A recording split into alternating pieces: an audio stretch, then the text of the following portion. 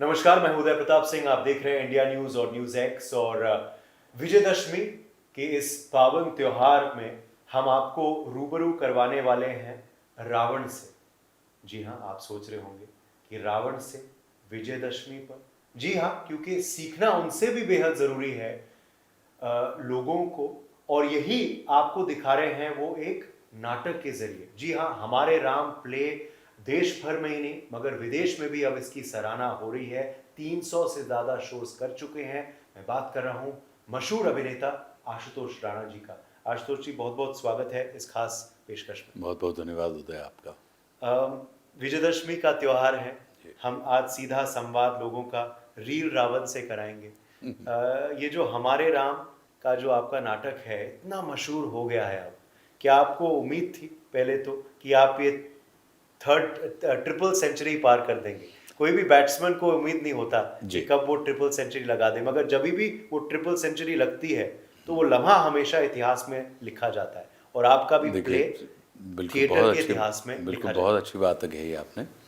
चूंकि अब आपने क्रिकेट के बल्लेबाज का उदाहरण दिया है, तो कोई भी अच्छा बल्लेबाज या कोई भी बल्लेबाज जब जाता है तो वो टारगेट सेट करके नहीं जाता। उसके जीवन में टारगेट होता है प्रत्येक बॉल। तो हमारे जीवन में भी, हम जैसे अभिनेताओं के जीवन में प्रत्येक बॉल टारगेट होती है, यानी प्रत्येक शो टारगेट होता है कि ये शो हमारे हिस्से में है, इसको हमें अपनी पूरी क्षमता के साथ संपन्न कर देना है, इसके बाद अगला शो हमारे पास आएगा।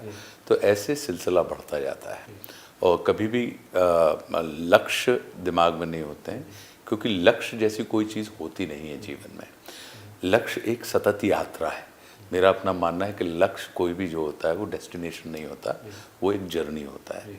तो एक जर्नी है और हम इस जर्नी को एंजॉय कर रहे हैं, इसके प्रत्येक लम्हे को एंजॉय कर रहे हैं। और आज हम, और जब भी कभी कोई पर्वतारोही जब पर्वत पे चढ़ता है, तो अब ये चूंकि आपने इस बात को मेंशन किया कि हम 300 के ऊपर शो कर चुके हैं, 312, लेकिन पर्वतारोही का एक पहला नियम होता है कि जब वो पर्वत पे चढ़ता है तो वो पीछे की तरफ पलट के नहीं देखता, क्योंकि पीछे की तरफ जब आप पलट के देखते हैं तो कभी कभी आपको आपके ही द्वारा पार की गई चढ़ाई भय से भर देती है और आपको लगता है कि आप वहाँ रुक जाते हैं। तो ऐसे ही हमारा मानना है कि कभी भी पीछे की तरफ मत पलट कर मत देखिए और आप आगे की तरफ लगातार चलते जाइए, और उसी दिशा में हम बढ़ रहे हैं। और उसी का परिणाम है कि बहुत कम समय में हमारे राम को, जो हमारा प्ले है, और एक थिएटर का रिवाइवल है। और चूँकि आपने भी देखा है, आपकी माँ ने देखा है, मौसी ने देखा है, जहाँ तक मुझे जानकारी है, तो जो एक थिएटर का रिवाइवल है कि अच्छी कथाओं को रंगमंच के माध्यम से भी जो कहने की हमारे अंदर, और सब लोगों, और बहुत से प्रोडक्शन हाउसेज हैं जो आज की तारीख में उसको कहने का प्रयास कर रहे हैं। तो हमारी तो यही कोशिश थी। हाँ, निश्चित रूप से एक अभिनेता के रूप में जब मैंने प्रोफेशनल एक्टर के रूप में जब मैं पहुंचा, तो मन में ये इच्छा थी कि एक बार रावण के किरदार को निश्चित रूप से मंच के ऊपर करना है, क्योंकि मेरी शुरुआत रामलीला से हुई। तो रामलीला में जो हमारा, जो जब हम लोग छोटे थे, बच्चे थे, तो हम अपने गांव में गाडरवारा में, जो मेरा होम टाउन है, मैं वहाँ पे रामलीलाएं देखा करता था और अद्भुत रामलीला होती थी। और उसमें रामलीला का, और अभी भी रामलीला का समय चल रहा है, और इतनी अद्भुत रामलीला मैंने आज तक इस अवस्था में, मतलब इतने लंबे अपने करियर को पार करने के बाद भी मैं कहता हूँ कि इस स्तर की रामलीला, इतनी क्लासिक रामलीला मैंने आज तक नहीं देखी जो हमारे गाडरवारा में होती थी। और उसमें कुछ एक्टर्स थे जो राम, लक्ष्मण, भरत, शत्रुघ्न, सीता जी और रावण और मेघनाथ का किरदार करते थे। तो रावण का किरदार इतना अच्छा, उमा महाराज जी थे हमारे ज़माने में, एक बड़े अच्छे एक्टर हुआ करते थे गाडरवारा के, अब तो वो नहीं है। तो उनकी जो पर्सोना था, उनका पर्सनालिटी जो थी, उनका एक आभा मंडल था, और जिस तरीके से वो परफॉर्म करते थे उमा महाराज, तो हम बच्चों को कहीं ना कहीं, हम लोगों को तो चूँकि उम्र नहीं थी, तो हमें जो छोटे छोटे रोल होते थे बंदर भालुओं के या ऐसे, या अंगद का रोल दे दिया आपको कि उस छोटी अवस्था में जो बच्चों को रोल दिया जा सकता है, तो उस किस्म के रोल हम लोगों को मिल जाते थे। लेकिन वो मुझे लगता था कि जिस जादू के साथ और जिस मैजिक के साथ ये उमा महाराज करते हैं, एक बार ऐसा एक किरदार मुझे करना है, तो करने का मन था, ये तय है। और लेकिन करने के पहले मुझे लगा कि रावण जैसे किरदार को करने के पहले आपको राम को बहुत समझना होगा। बिना राम को समझे आप रावण की यात्रा को आप नहीं कर सकते हैं। और राम को समझने के लिए आपको रामायण को, रामचरितमानस को, आदि रामायण को, आध्यात्म रामायण को, कंबन रामायण को, इन तमाम रामायण के माध्यम से हमें जो विभिन्न कालों में लिखी गई हैं, आपको कहीं ना कहीं उन कथाओं का और उन चरित्रों का और उस पूरे परिदृश्य का आपको अंदाज़ा होगा। तो ये पढ़ते रहे और गुरुदेव भगवान के साथ तो जीवन हमारा पूज्य दत्ता जी के साथ जुड़ा ही रहा। तो उस पूरी यात्रा में ये तमाम चीज़ें होती रहीं। फिर लगा कि ये तो आपने पढ़ा है और इससे आपके मन में कई किस्म के विचार खड़े होते हैं। तो फिर आपने इसके ऊपर आपका क्या टेक होगा, आप कैसा सोचते हैं। तो फिर मैंने राम राज्य नाम की किताब लिखी।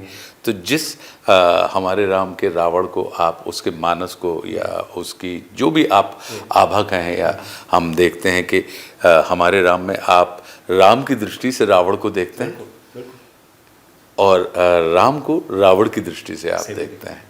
तो ये एक इतना नज़रिया है, तो वो इतना अद्भुत प्रसंग बन के आया।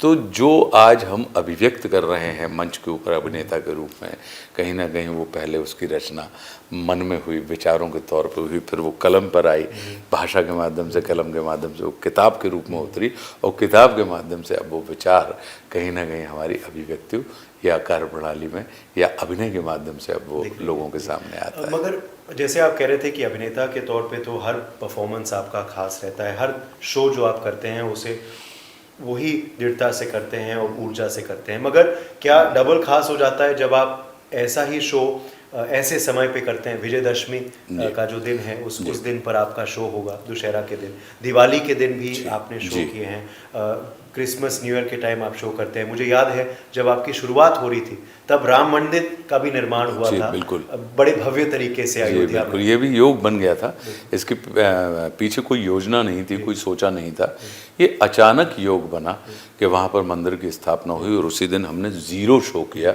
जो राम के नाम था कमानी थिएटर में। ये इत्तेफाक था कि वो तारीख हमारी हमने जो तय करके रखी थी उसी तारीख में।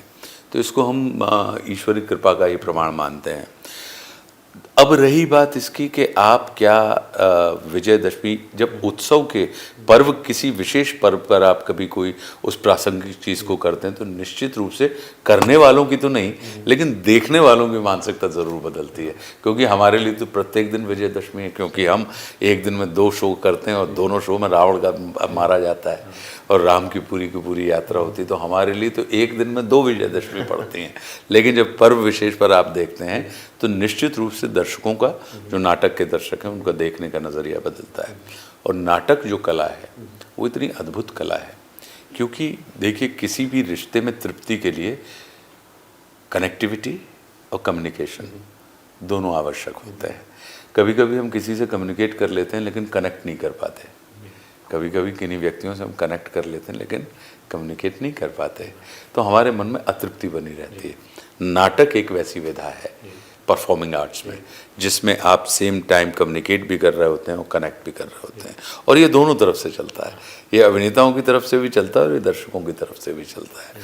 तो इसलिए उसको करने के बाद आपको परम संतोष की अनुभूति होती है, क्योंकि कम्युनिकेशन और कनेक्शन दोनों साइमल्टेनियसली एक साथ दोनों तरफ से चल रहे होते हैं, तो आप बड़े तृप्त महसूस करते हैं।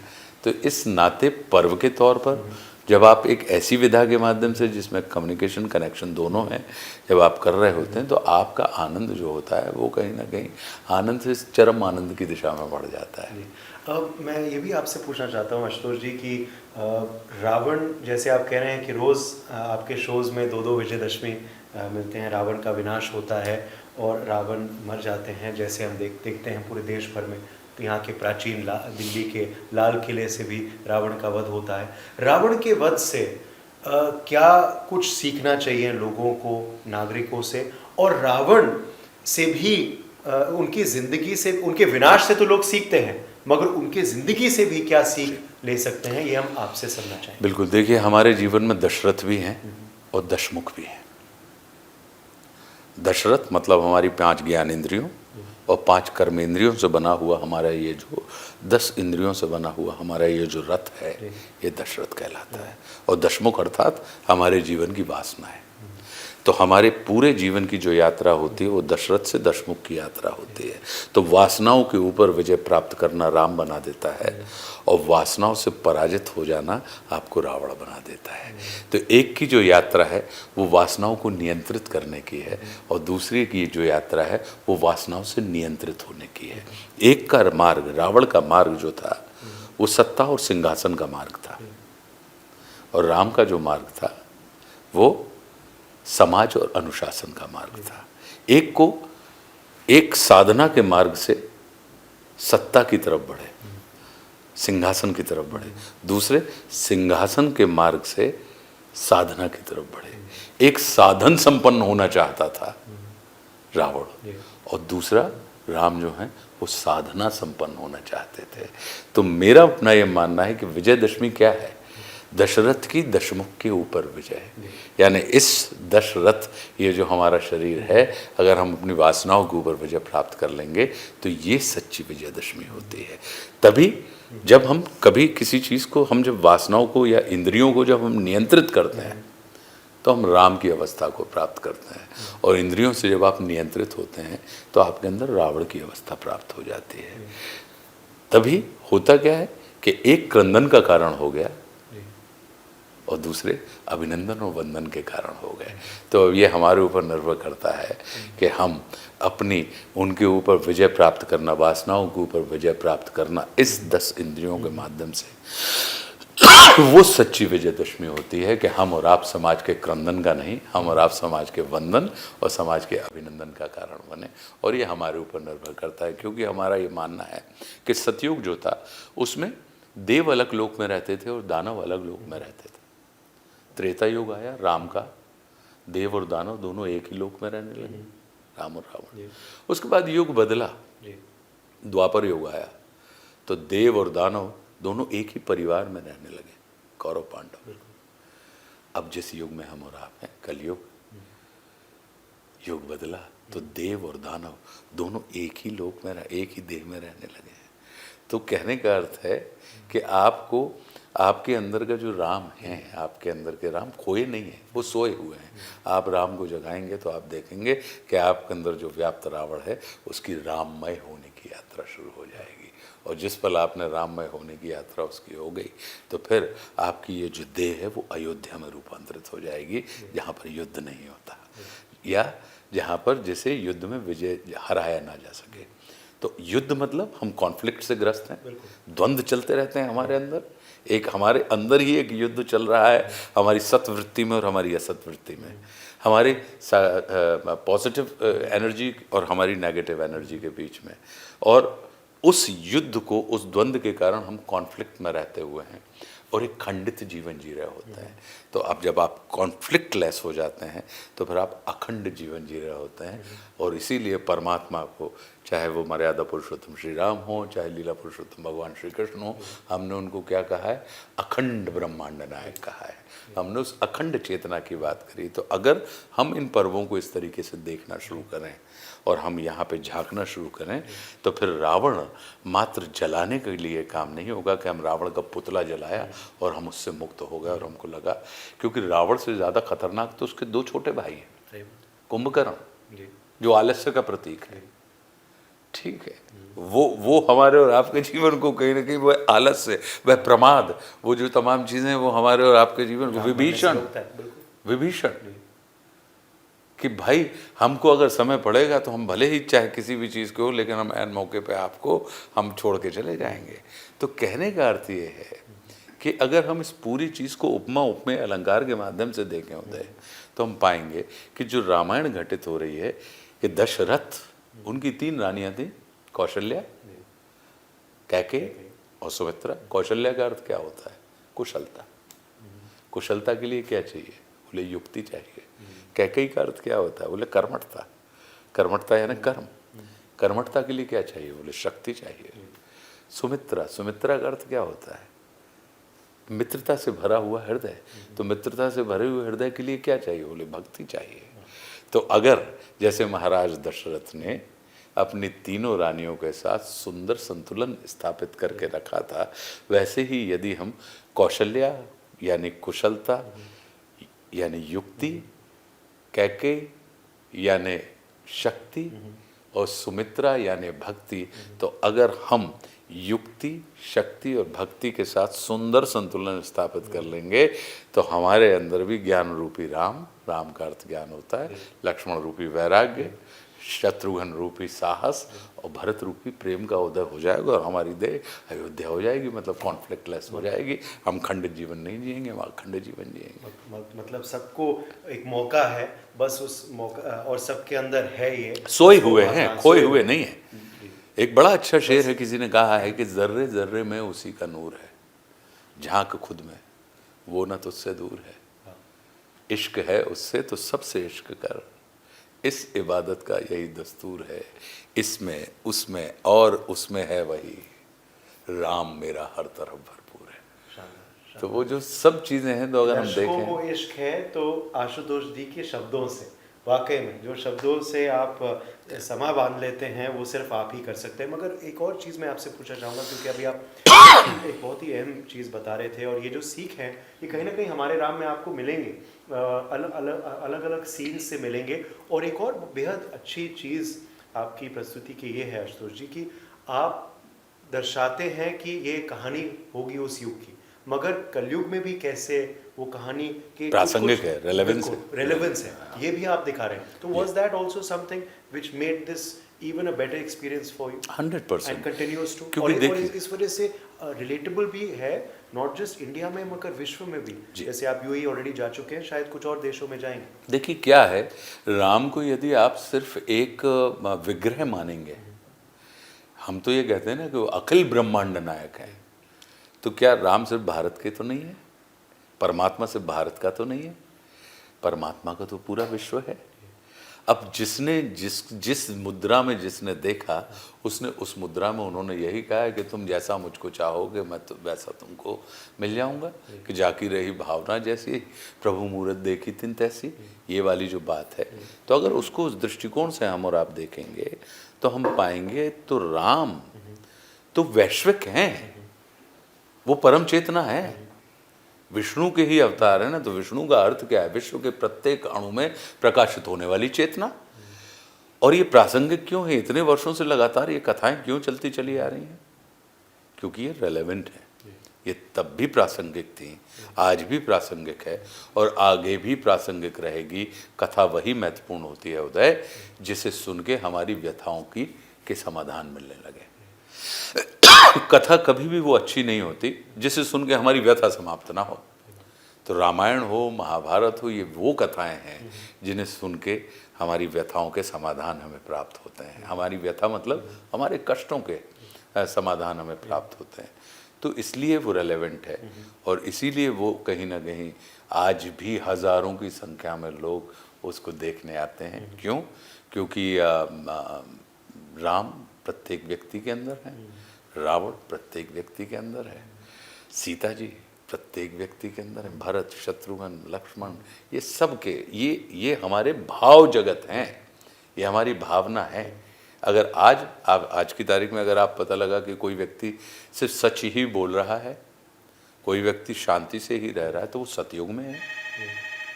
तो तात्पर्य जो है हमारा मानना यही है कि ये रेलेवेंट है, रेलेवेंट रहेगी।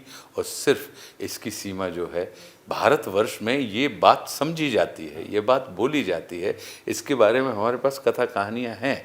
लेकिन ये जो भाव है कि राम हैं क्या, कि जो एक्सेप्ट, एक्नॉलेज और एप्रिशिएट से भरे हुए हैं।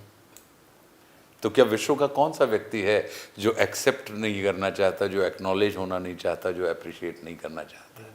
हम और आप अगर बैठे हुए हैं आज, हम या आप अपने ऑफिस चले जाएं या ब्रायन बैठे हुए हैं हमारे साथ, आपके कैमरामैन साहब हैं, जीवन में हमें 3 चीजें चाहिए: एक्सेप्ट होना, एक्नॉलेज करना और एप्रिशिएट होना।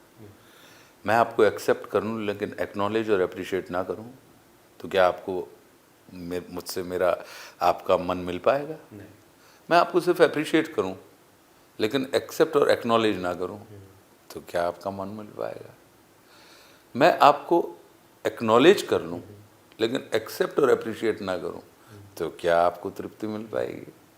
तो राम के जीवन में अगर आप देखेंगे तो ये वैश्विक चेतना है, ये भाव जगत है कि अगर आप एक्सेप्ट, एप्रिशिएट और एक्नॉलेज करते हुए चलते हैं जीवन में, फिर वो व्यक्ति ही नहीं, वो चाहे परिस्थिति हो, चाहे मनस्थिति हो, चाहे व्यवस्था हो और चाहे अवस्था हो, आपके हिस्से में जो आया आपने उसको एक्सेप्ट किया, उसको एक्नॉलेज किया, उसको अप्रिशिएट किया।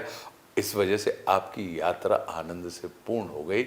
इस वजह से बाधाएं आपके जीवन में आई तो, लेकिन उन बाधाओं ने आपको मिटाने का काम नहीं किया, उन बाधाओं ने आपको बनाने का काम कर दिया। तो वो जो चीज़ है अगर हम देखें तो वो रेलेवेंस आज कथा के अंदर मौजूद है। और जब आप देखने जाते हैं हमारे राम, तो आप इसीलिए आप उसमें देखते हैं कि एक्सट्रैक्ट करते हैं वो चीज़ें कि हम अब जैसे उसमें एक जगह आता है, रावण जब बोलते हैं, लक्ष्मण जी को ज्ञान देते हैं अपने अंतिम समय में, कि वो क्या कह रहे हैं कि रावण को, ये मेरी राम राज्य की में लिखा हुआ मैं उसमें बोलता हूँ कि रावण को अपने ज्ञान का अहंकार था और राम को अहंकार का ज्ञान है। तो अगर हमें अब ये आज जो हमारे सबके ऊपर लागू होता है ये सूत्र, मित्रता भले ही अपने बराबरी वाले आदमी से कर लो, लेकिन शत्रुता अपने से योग्य और अपने श्रेष्ठ व्यक्ति के साथ करनी चाहिए, अपने से श्रेष्ठ। क्यों? क्योंकि ये जो संसार है हमारी पर्सनालिटी का वैल्यूएशन हमारे फ्रेंड्स को देख के नहीं करता, हमारे एनिमीज को देख के करता है कि जितना बड़ा एनिमी उतने बड़े आप। तो वो जो चीज़ होती है, अगर आप उस दृष्टिकोण से देखें, हम अपने दोस्तों से ज़्यादा अपने दुश्मनों के बारे में विचारते हैं। रावण बता रहे हैं, और जिसके बारे में आप सोचते हैं, विचारते हैं लगातार, आप उसी के जैसे हो जाते हैं। इसलिए आपने देखा होगा कि दुश्मन को ख़त्म करते करते व्यक्ति दुश्मन के जैसा ही हो जाता है। जिस चीज़ को हम नापसंद करते हैं, एक समय बाद पता लगा कि नापसंद करते करते हमारी पसंद ही वो हो जाती है। तो ये सारी जो नीतियाँ हैं वो लक्ष्मण जी को सब, तो क्या ये आज के समय में लागू नहीं होती?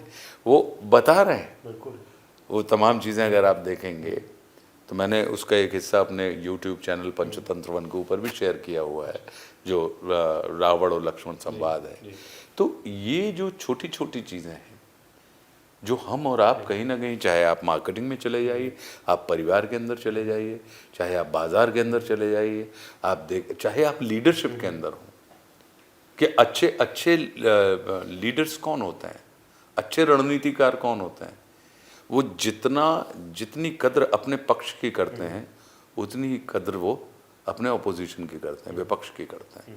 क्यों? क्योंकि वो जानते हैं कि विपक्ष का काम जो है, पक्ष जो होता है वो एक शक्तिशाली गज के जैसा होता है और विपक्ष जो होता है वो छोटा होता है, लेकिन वो अंकुश का काम करता है ताकि गज अपनी यात्रा, जो राजसी यात्रा है, वो सकारात्मक और सही दिशा में, ताकि उसका अंकुश लगा रहे। तो जितने भी अच्छे कुशल रणनीतिकार हैं वो जितनी रक्षा अपने मित्रों की करते हैं उतनी ही रक्षा वो अपने शत्रुओं की करते हैं। जितना आदर, ये हम उसमें बोल रहे हैं, जितना आदर वो अपने मित्रों का करते हैं उतना ही आदर वो अपने शत्रुओं का करते हैं।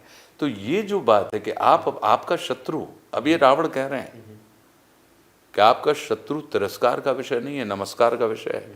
क्यों? क्योंकि उसकी प्रेजेंस आपके अंदर सुप्त पड़ी हुई ऊर्जा को जागृत करने का काम करती है।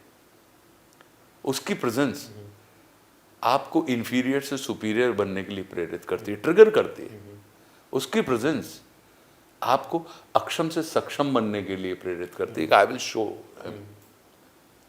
अगर एक आपके सामने बाधा आके खड़ी हो जाए, और अगर if it is a matter of your existence, if you want to exist, जो फिटेस्ट वाला सर्वाइवल का जो कॉन्सेप्ट है, तो वो जो चीज है, तो वो कौन सा, तो इसलिए क्या कह रहा है रावण हमारे राम में कि शत्रु क्रोध का नहीं, शोध का और बोध का विषय है। तो अब ये किस पे लागू नहीं होता? क्या ये आज के वजह से लोग ये सीख ले रहे हैं? मगर आप जैसे आप कह रहे हैं कि रावण बनने से के लिए आपने राम को समझा, तो क्या आप राम भी बनना चाहते हैं? जैसे आप अभी कह रहे थे। देखिए, हमारी तो जो यात्रा है, क्योंकि सूत्र हमें ये भी बता रहे हैं कि शायद एक फिल्म आपको ऑफर हुई थी राम के अवतार के लिए, वो शायद हुई नहीं, मटीरियलाइज। जी। तो क्या आप चाहेंगे राम बने? मेरा अपना ये मानना है कि मैंने क्यों रावण किया, आपने कभी इसकी, आपने अच्छा सवाल कर लिया। राम के रावण के ईश्वरीय भाव में कौन है? शिव, महादेव शिव। और उसके शत्रु भाव में कौन है? नारायण। तो अगर वो मित्र को भी भज रहा है तो शिवलोक को प्राप्त होगा, और शत्रु को भज रहा है तो वो वैकुंठ को प्राप्त होगा। उसकी तो गति चाहे मित्रता के मार्ग पर जाए और चाहे शत्रुता के मार्ग पर जाए। और देखो आप, उसने उसकी खुददारी किसके प्रति है? मित्रता में, कि भाई शिव के अलावा मेरे मित्र भाव में और कोई प्रवेश नहीं करेगा। लेकिन ये देखो, मेरे महादेव जो मेरे भगवान हैं, वो इनके आराध्य कौन है? बोले राम है, ये राम को पूजते हैं। तो अब क्या मैं इनको पूजने लगूं? नहीं, मुझे इनको प्राप्त करना है। लेकिन ये स्थान जो शिव को दिया है वो स्थान तो मैं नहीं दे सकता, तो फिर मैं कैसे प्राप्त करूं? तो फिर मैं वैसे प्राप्त करूंगा। तो जितनी शक्ति मित्रता की शक्ति में होती है, उतनी ही शक्ति शत्रुता की शक्ति में होती है, बशर्ते वो विशुद्ध हो, उसके अंदर शुद्धता होनी चाहिए, मिलावट नहीं होनी चाहिए। तो वो अगर रावण के किरदार को देखे तो दोनों हाथ में लड्डू है। या तो शिवलोक को प्राप्त करेंगे या वैकुंठ को प्राप्त करेंगे, नारायण को प्राप्त करेंगे। दोनों ही स्थितियों में आप देखें, अमर होना चाहता था रावण, शिव महादेव ने कहा नहीं, अमर नहीं होने देंगे, आए हो नश्वर जगत में तो आपको जाना पड़ेगा। ब्रह्मा ने कहा ना, अमर नहीं होने देंगे। लेकिन देखिए देवादिदेव महादेव का विधान देखिए, जादू देखिए कि अपने भक्त की उस इच्छा को उन्होंने पूर्ण किया, विश्व के वैश्विक संविधान को बिना तोड़े। अमर होना था ना, बात देह की तो नहीं थी ना, कि ये शरीर अमर रहे, इसकी तो नहीं थी ना। तुम अमर होना चाहते थे, मतलब युगों युगों तक तुम स्मरण में रहना चाहते थे कि लोग तुम्हारे बारे में विचार करें। तो देखो महादेव शिव ने अपने भक्त रावण को अपने परमात्मा राम के साथ जोड़ दिया, और जब जोड़ दिया तो क्या हुआ? आज हम जब राम की बात करते हैं तो रावण सहज ही हमारे चित्त में खड़े हो जाते हैं। हम जब रावण की बात करते हैं तो राम सहज ही हमारी चेतना में जागृत हो जाते हैं। होता क्या है कि राम के मार्ग पर चलने वालों को रावण की स्मृति बनी रहनी चाहिए। हम लोग रावण को भूल जाते हैं, इसलिए राम को भी भूल जाते हैं। तो जो हमारे यहाँ जलाने की विधा पर हमारे बुजुर्गों ने जो एक परंपरा बनाई, हालांकि ये बड़ी रिसेंट आई है, मतलब तकरीबन 70-80 साल पहले रावण दहन की ये प्रक्रिया शुरू हुई है। वो बनाई ही इसलिए गई है कि तुम्हें रावण अगर तुम्हारे स्मरण में बना रहेगा तो तुम्हारे चित्त में राम बने रहेंगे। रावण मतलब एक किस्म की बाधा, एक किस्म का कष्ट। तो अगर कष्ट तुम्हारे जीवन में बना रहेगा तो तुम्हारी इष्ट के प्रति, अपने परमात्मा के जो इष्ट है उसके प्रति तुम्हारी जागृति सदैव बनी रहेगी, या वो किसी भी रूप में हो। चूँकि हम लोग विविध हम सनातन के मार्ग से चुनते हैं, लेकिन विश्व का प्रत्येक व्यक्ति तो उसके जीवन में कष्ट आता है और उसके जीवन में कोई एक इष्ट होता है, क्योंकि मार्ग सबके अलग अलग है लेकिन डेस्टिनेशन सबका एक है। कहाँ जा रहे हैं सब? तो अगर देखेंगे हम, तो अगर आप दिल्ली आ रहे हैं तो मैं गाडरवारा से आ रहा हूँ तो मेरा गूगल मैप अलग है। आप कलकत्ते से आएंगे, आपका गूगल मैप अलग होगा दिल्ली का। हम अगर कोई चेन्नई से आएगा तो उसका गूगल मैप अलग होगा। अब हम अपने अपने गूगल मैप पे लड़ने लगे, वो कहेंगे नहीं नहीं गलत बता रहे हो, ये तो पढ़ा ही नहीं था। मैं कहूँगा इटारसी पढ़ी थी, आप कहेंगे आप झूठ बोलते हैं, आपसे दूर रहना, फालतू की बात करते हैं। इटारसी, वहाँ तो इटारसी नाम का कोई ऐसा। तो हम फल की जगह हम प्रक्रियाओं के ऊपर अड़ते रहते हैं। तो इसलिए उन्होंने क्या कहा? उन्होंने कहा कि मार्ग कभी एक नहीं होता और लक्ष्य कभी दो नहीं होते। तो अल्टीमेटली हम और आप विभिन्न मार्गों से चलकर किसी एक लक्ष्य, परम लक्ष्य की तरफ या परम सत्ता की तरफ ही तो पहुंचते हैं। उस सत्ता के अलग अलग नाम हो सकते हैं, अलग अलग किस्म की चीज़ें हो सकती हैं। तो इसलिए मेरा ये मानना है, इसलिए मैं, राम तो विश्वव्यापी है, ब्रह्मांड व्यापी है, अखिल ब्रह्मांड नायक कहा गया है उनको। अकेले पृथ्वी की बात नहीं कर चल रहे, अपन क्या कह रहे हैं कि अखिल ब्रह्मांड नायक, गैलेक्सी की बात कर रहे हैं कि ऐसी कितनी गैलेक्सीज होंगी। तो मैं उसको, और मैं यही मान के चलता हूँ कि चूँकि वैसी चेतना हमारी आपकी है, तो इस वजह से उस कथा के प्रति कहीं ना कहीं उस कथा को, हमारे राम को करने का एक लाभ ये होता है कि हमारे अंदर के भी सोए से जागने की दिशा में हम लोग बढ़ाते हैं और देखने वालों के भी कहीं ना कहीं सोए हुए राम कहीं ना कहीं जागने की दिशा में बढ़ते हैं। बिल्कुल, मैं भी ये भी पूछने वाला था कि आप कितना ये करके, ये नाटक करके और इतने शोज़ करके और उम्मीद करते हैं कि आप आगे बढ़ते रहें और शोज़ करते रहें, आपकी असल ज़िंदगी कैसे बदली है? आशुतोष राणा की असल ज़िंदगी कैसे बदली है? देखिए, व्यक्तित्व तौर पे। मैं तो अगर व्यक्तिगत रूप से कहूँ तो मैं बड़े परम सौभाग्यशाली व्यक्तियों में से हूँ कि मेरा पूरा जीवन मेरे परम पूज्य गुरुदेव पंडित श्री देव प्रभाकर जी शास्त्री, जिनको हम लोग दद्दा जी कहते थे, गृहस्थ संत थे, उनके जीवन में बीता है। तो हमारा तो जीवन में आप बदलाव कहें या बढ़ाव कहें या आप परिवर्तन कहें या रूपांतरण कहें, जो कुछ भी कहें, तो मेरा मुझ में कुछ नहीं, जो कुछ है सो तेरा, और तेरा तुझको सौंपता, क्या लागे है मेरा। तो आप आशुतोष के जीवन में, मेरे जीवन में क्या परिवर्तन हुआ, इसका परिणाम या इसका उत्तर मेरी अपेक्षा यदि किसी उदय के माध्यम से मिलेगा, यदि किसी ब्रायन के माध्यम से मिलेगा, जो हमको पहले जानते थे अब नहीं जानते थे, तब वो हमारी यात्रा, हम तो यात्री हैं, यात्री को नहीं पता कि उसने कितना सफ़र तय किया है, वो तो सतत यात्रा में है। वो तो उसके सह यात्रियों को या वो डेस्टिनेशंस को वो बता पाएंगे कि नहीं, आपकी यात्रा में इतने इतने पड़ाव आए और इस तरीके से आपकी यात्रा बहुत सुगमतापूर्वक संपन्न हो रही है, कुशलतापूर्वक संपन्न हो रही है या कैसे संपन्न हो रही। तो मैं अपने आप को बिल्कुल उसी स्थिति में मानता हूँ और मैं ये मान के चलता हूँ कि निश्चित रूप से जैसे जैसे यात्रा बढ़ती है तो आपकी सोच में भी विस्तार होता है, अनुभवों में भी विस्तार होता है। और इसीलिए एक बड़ा अच्छा शेर है कि देख तुम्हें जो हंस देता है, रब उसको बरकत देता है, और घर बैठो तो देगा फिक्र, चल दो तो फितरत देता है। तो ये जो चीज़ है, तो वो हो सकता है कि उस चीज़ में हमारे निश्चित रूप से अनुभव में इजाफा हो रहा हो। हमारे और आपके पास जब हमारा जन्म होता है तो हमारे जीवन में दो थैले होते हैं हाथ में, एक भाग्य का थैला और दूसरा अनुभव का थैला। अभी हमारे ऊपर निर्भर करता है कि हम अपने जीवन की उस यात्रा में उन थैलों को लगातार निरंतर बढ़ते जा रहे हैं या नहीं बढ़ते जा रहे हैं। आशुतोष राणा जी को फुर्सत के समय में क्या करना पसंद है? मुझे पढ़ना बहुत पसंद है, मुझे लोगों से मिलना बहुत पसंद है, मैं लोगों को सुनता बहुत हूँ, मेरे कान बहुत अच्छे हैं और मुझे बैठना पसंद है और लिखना मुझे पसंद है। देखना उतना मुझे रुचिकर, मैं लोगों को देखने में विश्वास करता हूँ, उनको समझने में विश्वास करता हूँ। बाकी सिनेमा करता हूँ लेकिन देखता नहीं हूँ। अच्छा। तो वो एक चीज़ आप अभी अब नाटक भी देखिए, आप नाटक कर रहे हैं लेकिन देख नहीं पा रहे। अब मैं कैसे अपने आप को परफॉर्म करते हुए देखूं? तो मेरी जो यात्रा है वो बाहर की यात्रा ना होकर वो अंदर की यात्रा है। तो मैं अंदर की यात्रा का यात्री हूँ कि मैं ये जितना जो कुछ कर रहा हूँ वो बाहर से कहीं ना कहीं अंदर लौटने की, अपने आप को जानने की प्रक्रिया में प्रयास हमारे पूरे हो रहे हैं। नहीं, आपकी यात्रा उम्मीद करते हैं बने रहे ऐसे ही आशुतोष जी, और हम आपकी क्योंकि यात्रा देख रहे हैं तो बड़े प्रसन्न हो रहे हैं और ये देख रहे हैं कि आपका हुनर जो है वो बढ़ते ही जा रहा है और उम्मीद करते हैं यही सिलसिला जारी रहे।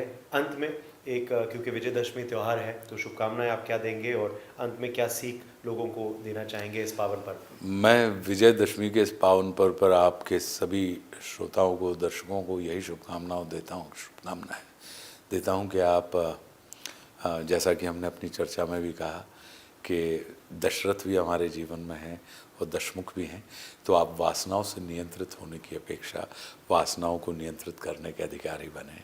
आप साधन की अपेक्षा साधना के पथिक के मार्ग के आप अधिकारी बने। आप क्रंदन की अपेक्षा आप वंदन और अभिनंदन के योग्य बने। ऐसी हमारी शुभकामनाएं हैं। आपका मंगल हो और खूब खूब शुभकामनाएं।